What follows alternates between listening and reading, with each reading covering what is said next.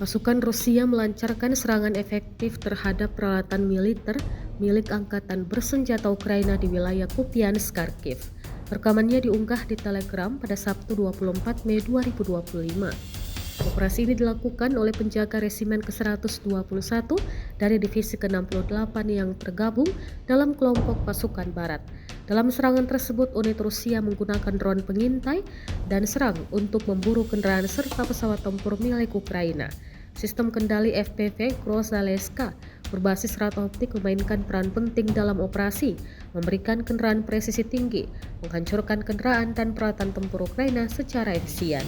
Rekaman aksi ini telah diunggah ke Telegram pada Sabtu 24 Mei 2025, memperlihatkan efektivitas teknologi tempur modern dalam mendukung operasi militer di garis depan.